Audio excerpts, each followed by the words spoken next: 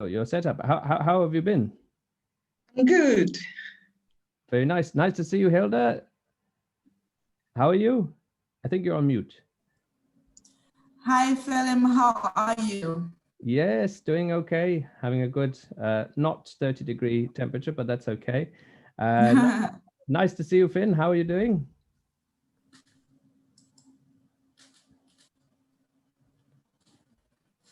Okay, Finn is on mute, but that's okay.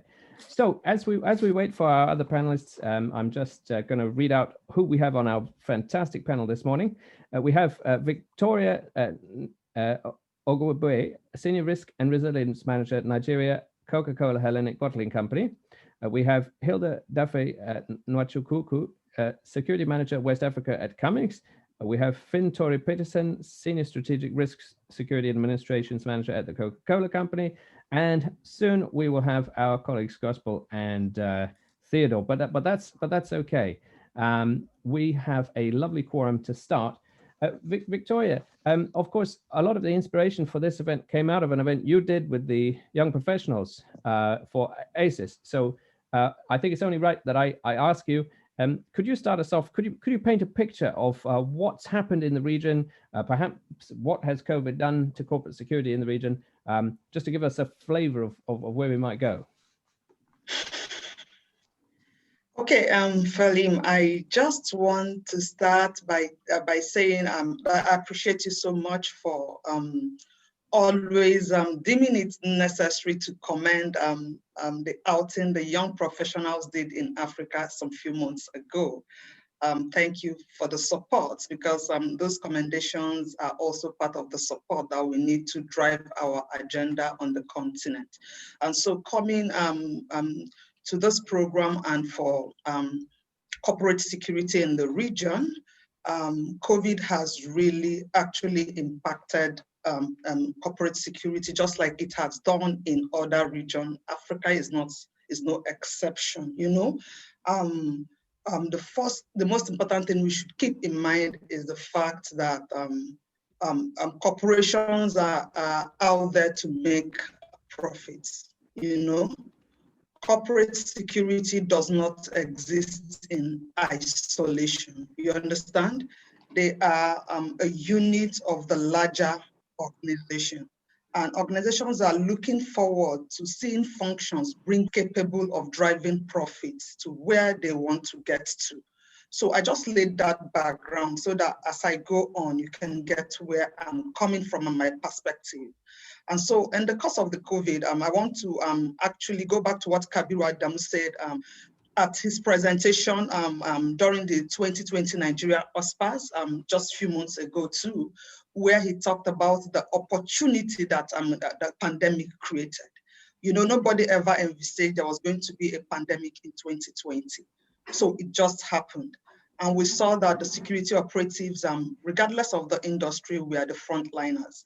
Whatever measures were put in place to contain the spread were started from the first point of call. If you had gone to the bank, if you had gone to the shopping mall, wherever it is you've gone to, the first set of people you are going to meet are the security operatives that want to ensure that you are compliant with the protocols that have been put in place.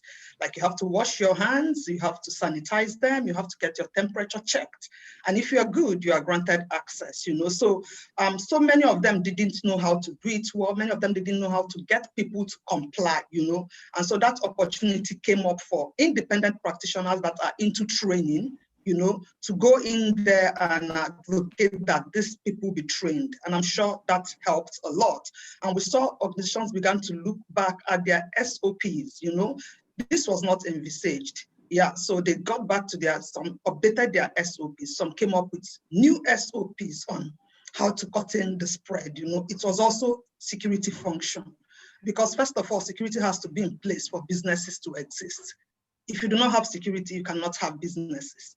And so another thing it did was the fact that businesses are beginning to understand that working remotely is a possibility.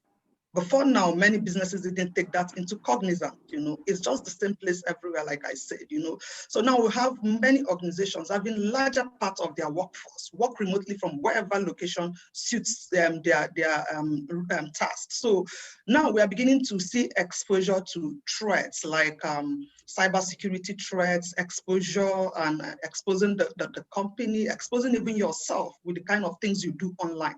So now there is need for all of these remote workers and every other person to understand how to behave online so they are safe, how to behave online so they don't expose their businesses. And now at this point, we are beginning to see increase in the demand for security professionals that are skilled in information security and cyber security. And so, yes, so that is the current trend right now. And that is what businesses are looking out for now, because they need to be secure first before they can begin to drive their profits. Thank you. Yeah, no, great points and a great picture, which in a way reflects what we're experiencing in the UK as well. So it's almost reassuring to hear we have the similar challenges. If I go around on my screen, Hilda, nice to welcome you. How has everything been for you? What has happened to corporate security recently in the region? Thanks a lot, Philip. It's a pleasure to be on the platform with great minds here. So what has happened, right, as regards COVID-19 and corporate security is we've seen budget shrinkages, right? Just like Victoria said, the security function is not cut out from the entire business, right? So we've seen budget shrinkages and businesses coming back to the departments to say, you know what, we know we gave you X amount at the beginning of the year, but we want you to justify why you want to have this kind of spend.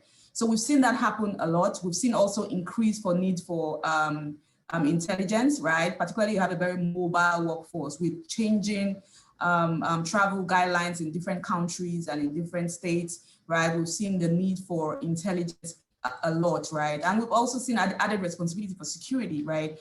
Getting involved in temperature checks and those kind of stuff. So we've seen that happen also with COVID-19 coming on board.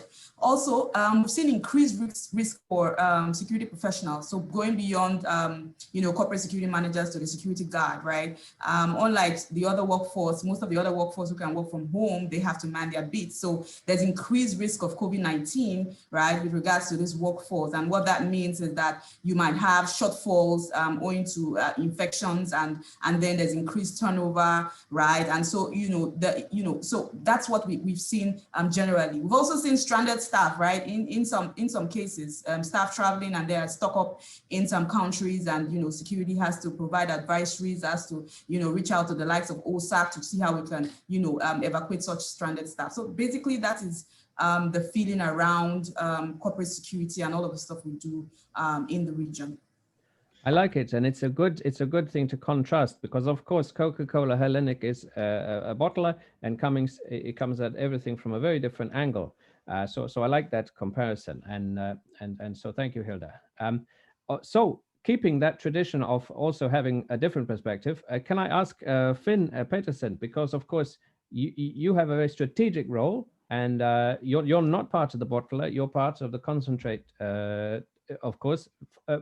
Can you give us your strategic view of what's been happening and the development, maybe ESRM in the region, from your perspective? Thank you, Philip. Yes, the situation has changed. I won't say radically, but it has changed. When you previously was more into what was going on in the country, and I'm also covering 33 countries in Africa. So you need to have a better picture, a bigger picture, a better overview of what's going on in the different countries. This means that you need to have more political overview. You also need to see how the political situation and the threat situation can be a risk to business, and how to mitigate that to a different degree. As also was mentioned here as well from Hilda, this disease has also taken a challenge that we need to ensure that our workforce is safe and sound in a different way, not only from a security perspective, but also from a risk and from the disease. Because if everyone is sick, you cannot produce, and you cannot produce what you want to do. For our part, it has also changed that we are not able to travel in the same way as we've done. Most African countries have travel protocols in place, which makes it very difficult to go from country to country. So putting all together, yes, it has changed. You now have to see the bigger picture because there are so many unknowns. And there are so many new implications you didn't foresee in the same way before, you know, have to take into consideration. Because what happens when people cannot work, where normal families doesn't have income? What kind of risk is that for security, the everyday situations? So on the good side, you can say that most associates are working from home. So you don't have the commuting and all those things. But that also gives some other risks because family are closer. You have the cyber thing. So yes, it has changed. And I think the biggest problem was that we didn't know what to expect. I see. Okay. No, that's very important, especially with home working becoming a game changer, something to leapfrog with technology, like mobile phones were a technological leapfrogger. So maybe, I don't know, what will we find? So moving to more infrastructure, Gospel, it's a pleasure to welcome you. How are you doing? Fine, thank you. Good afternoon, Phelim. Can you hear me? Yes, very nicely. Yes, nice to welcome you. You have again a very different perspective in that Daystar looks after infrastructure. It's critical infrastructure. How has corporate security changed for you? Well, Phelim, it's I would say it's got its merits and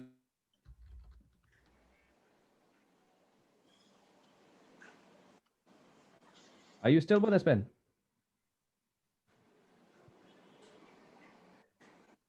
Well, we'll just give Gospel just a moment to come back.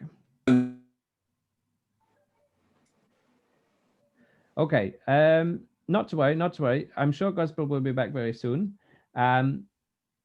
Theodore, are you on the line? Hello.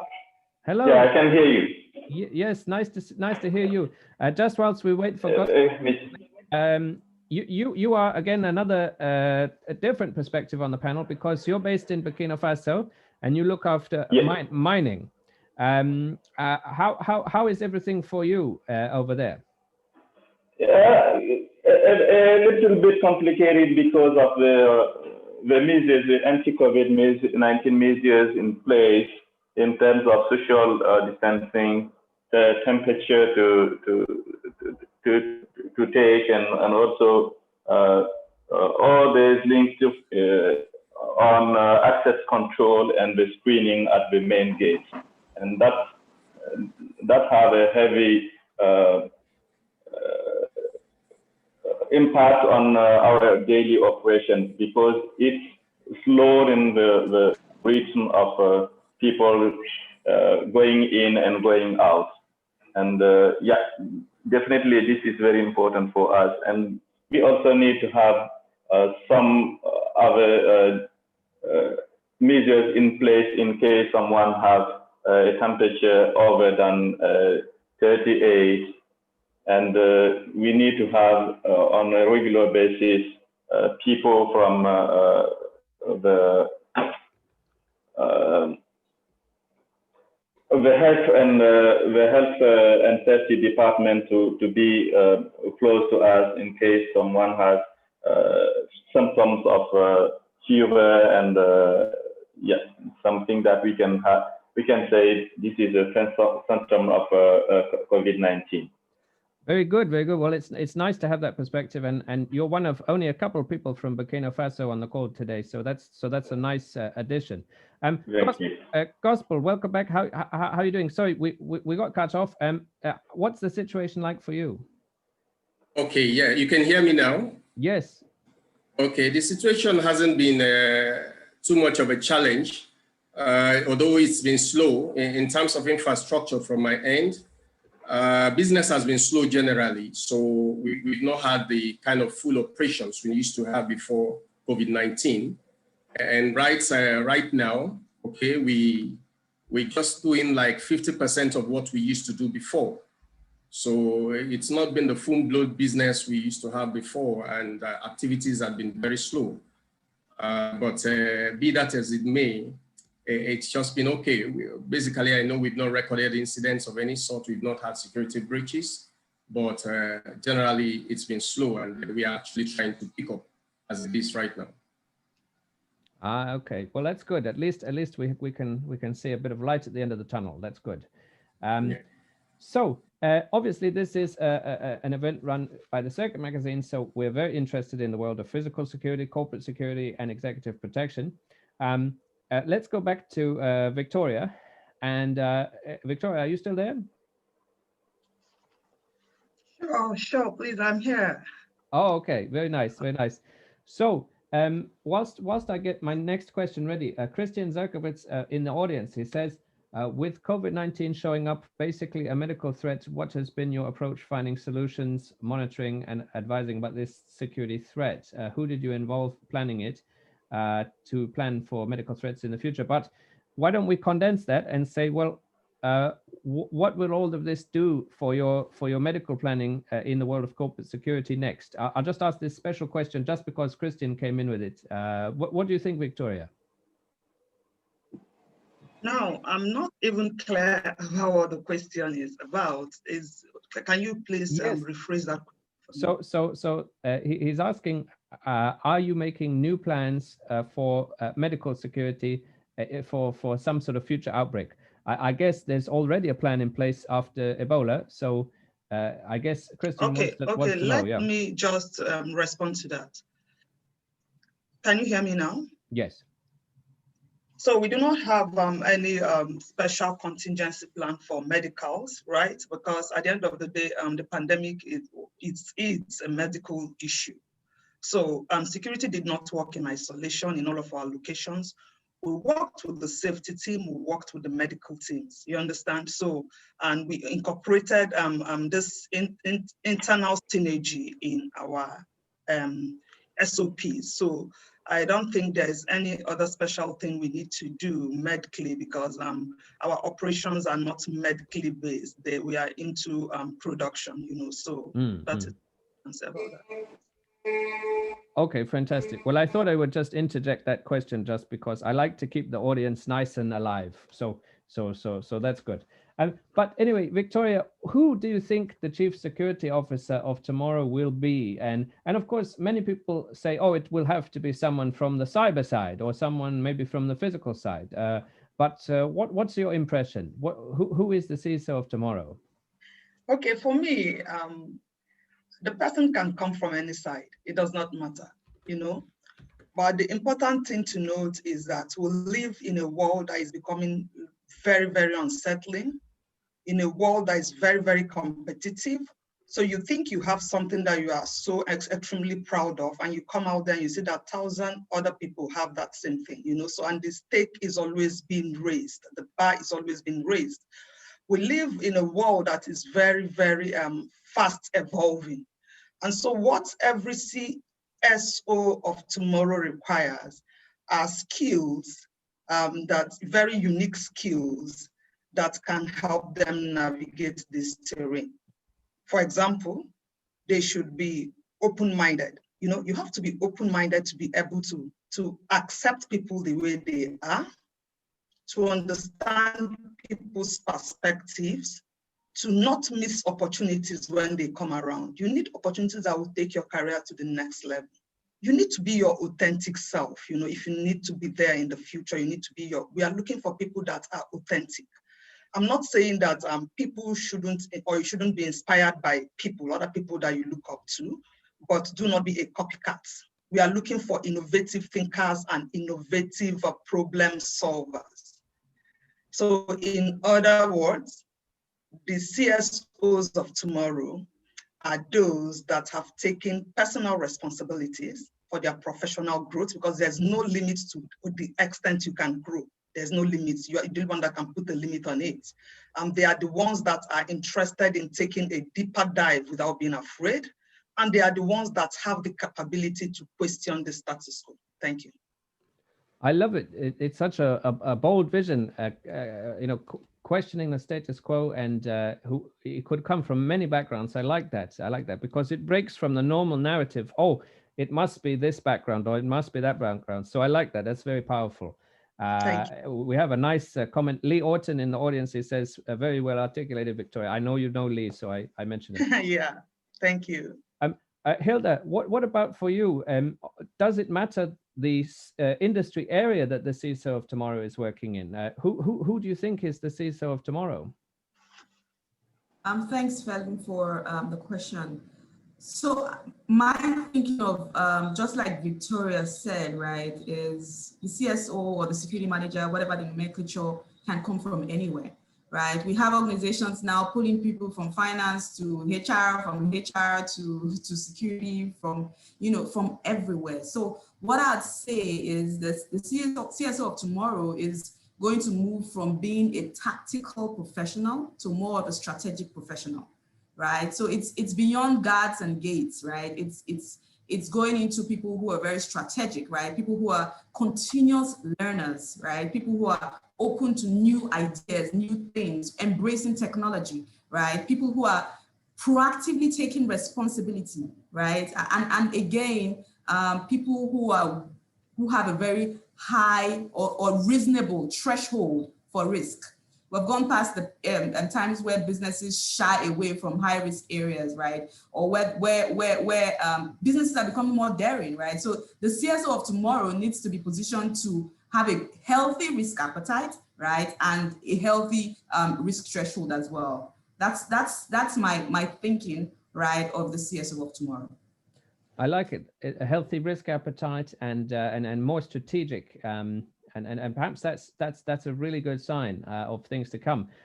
Let me move to you, Finn. You were telling me before that your role is actually very, very strategic. In fact, is that where you see the CISO of tomorrow looking a little bit more like you?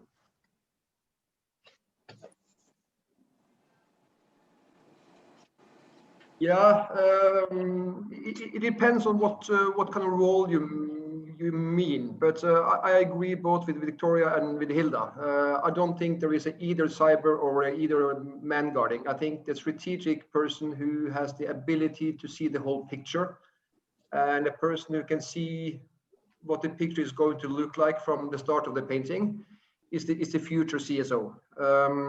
I think that especially in Africa, you need to have the ability to assess the situation. And I can't say enough that I think the political situation in each country and in the regions are extremely important, because that will give indication of what the future will look like. So I think that to have a person who can think strategic, of course you may need to have, of course you need to have skills. But I think that the CSO needs to be a strategic person who can see what is going to happen around the corner, and probably many corners ahead.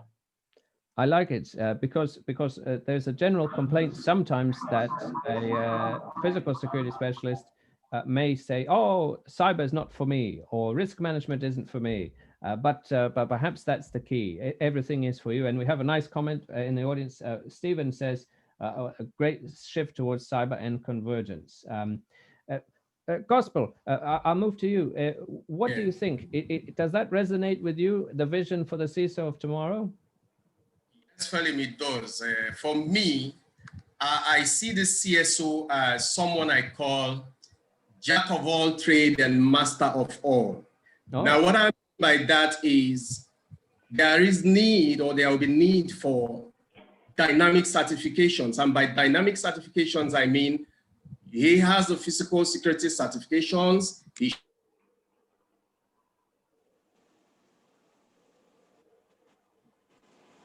I like it. Dynamic certifications. That's important. Now, I know, Gospel, you probably got that same challenge as before. Why don't I bring in Theodore? I know in the audience we have some people specifically would love to meet more people from Burkina Faso, and it just so happens that you are from there. So Theodore, what about you? You're very operational. So what do you think is the CISO of tomorrow? Yeah, from my perspective, a CSO for tomorrow is a mix of cyber and physical security skills. And as we can see with the COVID-19, we may incorporate some safety skills so that and risk assessment skills, a lot of risk assessment skills, so that the CSO may be able to cover a wide range of activities, because security of tomorrow will be more transversal, and the CSO need to have more skills in some other fields that wasn't covered until now. I see. Okay. No, I like that. I like that. And it's good because on this panel, of course, we have people that are on the infrastructure side, the operational side, the strategic side, and the manufacturing side. So that's a good blend.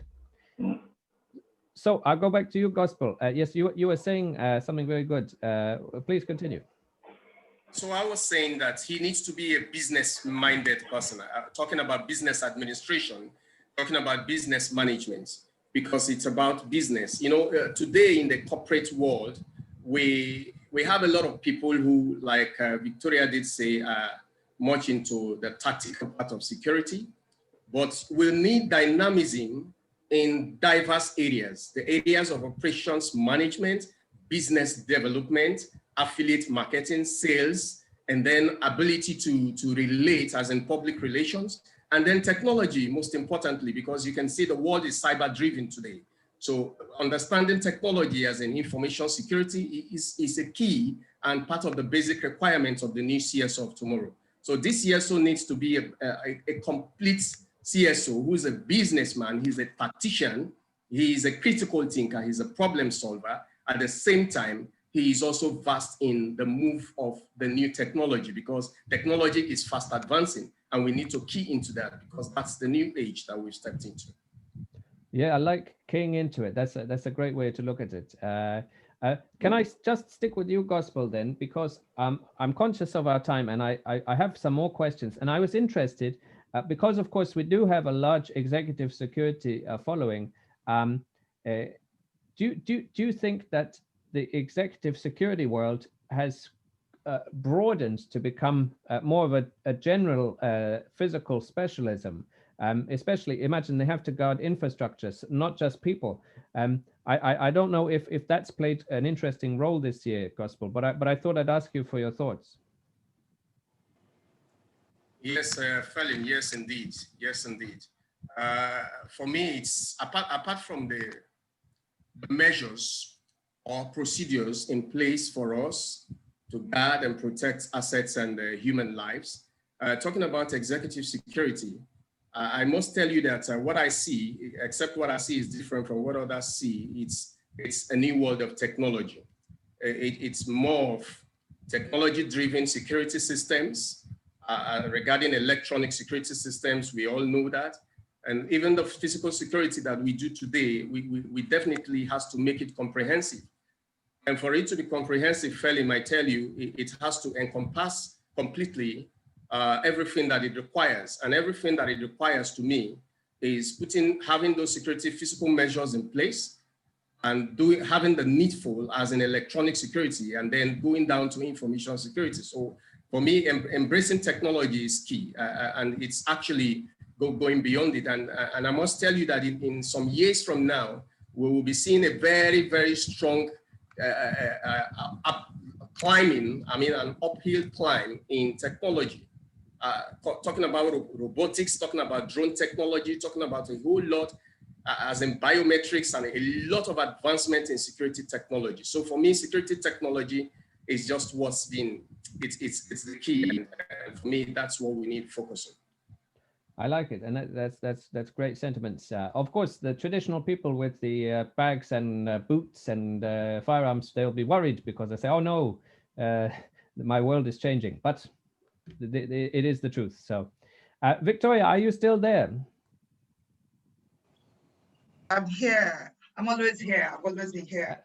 Nice to see you. So, what do you think then? What sort of skills is going to evolve the corporate security of tomorrow?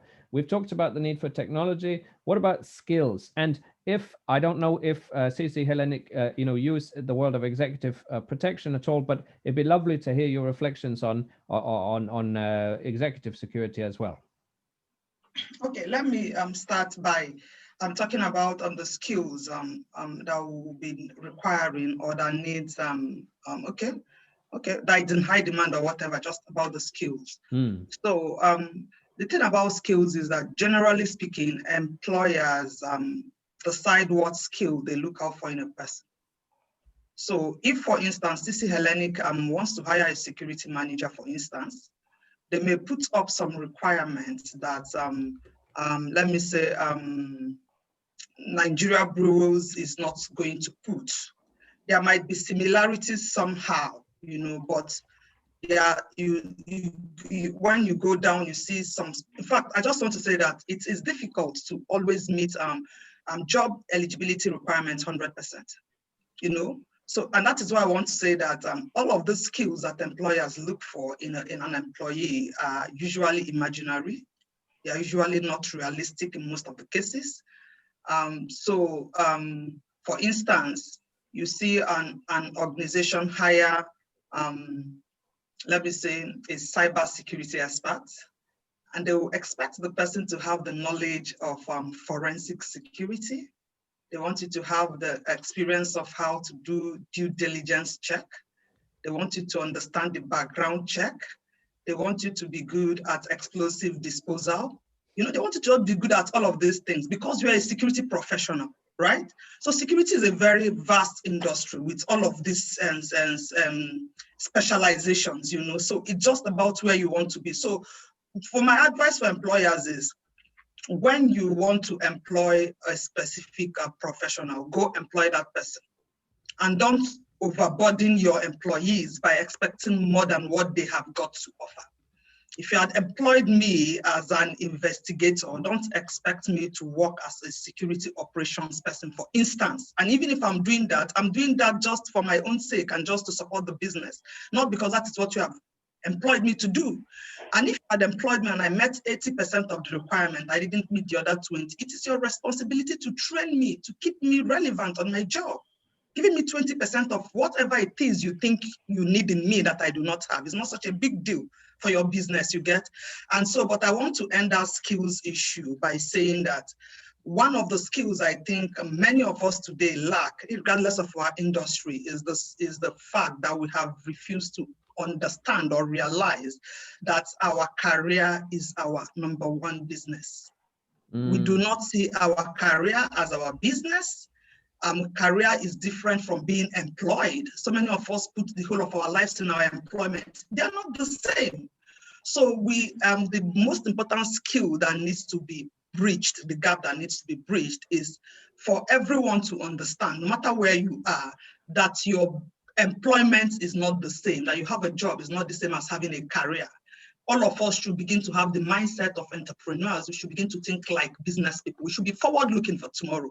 I look forward to seeing employers come out tomorrow to have conversations with employees like, oh, Victoria, so what happens if tomorrow we decide to relieve you of this employment? What is going to be your fate? What plans do you have? They should have those kind of conversations. That is why we should all think like, so that is just the basic skill that we all are lacking. Everybody has to come to the realization of that. And so with executive security is part of larger security. There's no week, there's no day that we don't execute such operations, And so all that is required is to put the trained people in place to go execute the tasks. You need defensive drivers, you need to arrange the escort, you need to monitor the trip and all of that. So we have professionals that are dedicated to that. Thank you. Very good, very impassioned. Matthew says, "Amen to that, Victoria." It's a bold vision. I like it. I think you got a lot of support in the audience for that. So if I then ask Hilda, and then I'll go around. Hilda, what are we going to do to develop the corporate security professional of tomorrow? Are there specific skills that you see that are lacking, or is it more a case of we're just learning all the time? Thanks a lot, Philip, for the question. So one major skill I think that is lacking amongst security professionals in the region is, understanding the business side of things, right? So it's, as a security, chief security officer, one would expect that, like I said before, beyond being tactical, you get very strategic. And how do you get strategic? It's understanding what your organization stands for and being able to have initiatives that key into the primary objectives of the organization, right? Another thing is being able to develop convincing business justifications, right? That have the words that the business people understand. Businesses are here to make profit. So if you're coming up with strategies or initiatives, right, that are supposed to protect assets, be it human or material, right? Being able to tie those initiatives to the fact that it's all about revenue. It's all about ensuring that the company doesn't lose money, and doing otherwise will impact the bottom line. Understanding the business will help us speak in the language that they understand. So you can have all the fantastic risk assessment ideas and all those security jargons, but if you're not able to break it down into how does this help us to achieve our target, which is making money? How does this help us to save the monies that have come in from our salespeople and all of those kinds of stuff? If you're not able to do that, it becomes very difficult to drive some of the needs, some of the wants that the security department will want. So in summary, understanding the business. So, I would encourage, as I always encourage security professionals, do more about understanding the business. Yes, it's okay to understand your side of things. It's okay to understand security. But if you understand the business and you understand their terminologies, you're able to communicate, right? You're able to erase the line that has been, that's kind of, you jump from being just a support system to also being able to convince the business that you are also here to support in terms of revenue, right? And that's what business wants to understand. They want to understand how you're able to save these dollars, these naira. They want to understand that. So business skills is what I'll say that is a gap I noticed. Thank you. I like it. Business skills, be a business enabler. Fantastic. I'm sure that's what we all want. We don't want to be a cost center. Let me then ask Finn, and then I'll go on to Gospel and Theodore. Finn, what are we gonna? What's corporate security going to look like in the region? Is it going to be any different? Are we even wrong to call this event West Africa? Is there anything special going on in the region? First of all, I would like to support Hilda there, because I think if we understand business, we will have a seat at the table when decisions are to be made. So if you don't understand business, you will just be doing security. But I think security can have a major part in many businesses. To your question, I think security is changing, and we can look back 20 years, 30 years back in time. It was man guarding, it was office security, it was the boots on everything. No, this has been a more strategic part. And to add on again, I think what is lacking for many security professionals is that we don't understand the business, which means that security is a separate thing in the company and not very relevant, except when you need security. I think we can add a lot of positives to the business, because our role is to support business or to ensure that business can go on. And I think it will evolve even more in that direction in the future. It's my take on that. Very nice. I like it. Gospel, what's your impression? And obviously you're there and you work in Nigeria, but do you get a sense that corporate security is corporate security and it's going to modernize no matter where we are? Or is there some unique flavor to Nigeria and West Africa, ECOWAS? Is there something unique there? Well, yes, Philip, there is something unique.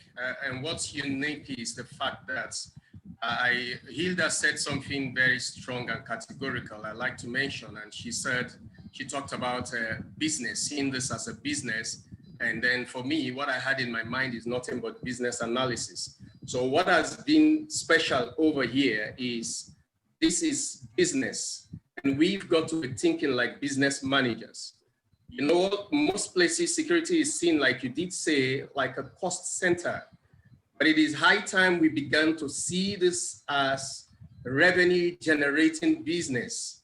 And then over here, Felim, I can tell you, I know a lot of firms, operations as in corporate security world over here, it's nothing but business, because this is absolute business. This is complete business. And for me, I would say here that it's important for us to develop ourselves as security managers, heads of securities, for us to fit into other departments, apart from just being in charge of security operations. Now, I'm talking to you now. I'm the head of security for my organization, but I would like to tell you also that I also go for business presentations. I fit into the sales and marketing department of my organization. I do business presentations to prospective clients. I can fit into the finance department. I can fit into the technical department, installation of CCTVs, motorized gates, and a whole lot of things. I understand the technicalities of all that. So it's a unique one over here that it's business, comprehensive business, complete in its own. So it's not just operations management. You have the business development part of it, you have the sales part of it. At the end of the day, the bottom line is revenue generation. That's what's unique over here. I like it. And it's unique. Business, business, business. I think that would be music to people's ears, obviously. And it's a rallying cry. And I like what Hilda said, of course. Theodore, are you still with us? Yeah, I'm still here. So is there anything special about Burkina Faso in the world of corporate security that you would like to share with us? Because, of course, we're looking at the future of corporate security. And I thought it would be great if you could tell us a little bit about Burkina Faso as well. Well, currently in Burkina, from a security point, what you already know is about more and more terrorist-related incidents in the country. And now we have a lot of security proposition from many companies. The most important is, from my comprehension, is to have skills in terms of how to manage, how to know each field of the security, to be able to defend, to be able to go to the management, and to be able to go to a strategic level and say, this is what we are going to do, and this is why we are going to do that, and what we are deploying on a daily basis. And this is very important from Burkina situation currently, because we'll have some guys deploying security devices that are not relevant for Burkina, for example. It's very hot here. You have sun in the northern part of Burkina. If you deploy some devices, some items that are not that won't work for a long time, or for a very good way in this area. So you have lost your money, and this will be very difficult for you on a strategic at a strategic level to explain what you did. And so I think that the first is to know that you need to explain very clearly what is expected from the security department before you deploy the security on the ground. Thank you. No, that's an excellent point. Much as people have trouble operating fighter jets in a very humid climate, so perhaps in a hot climate, all this technology that we might rely on needs more fans, needs more electricity. So perhaps a local industrial base like Proforce Armored Vehicles is one example. I had them speak at an event a couple of years ago. They make things specific to the region. That's a flavor I never thought we'd be thinking about on this panel, but it's a very good idea. I like it. Thank you. We have some lovely comments in the audience, and I'm trying to read them out. Michael says, business leaders can be a unifying force, enabling an organization to achieve its ambitions. I think it echoes a lot of what we've been talking about. This means understanding its strengths, weaknesses, culture, and objectives, talking in a positive way. I like that. And Chris Verkovitz talked earlier about being a loss prevention center as opposed to a loss center or a cost center. So that's encouraging. But no, this is great. And this is a great way to start our Executive Security West Africa Forum. I have the agenda here to prove that it is in fact the correct one. And this is a great panel discussion. So please let us give a wonderful virtual round of applause to Victoria, Gospel, Hilda, Finn, and Theodore. This is a real pleasure to have you on board.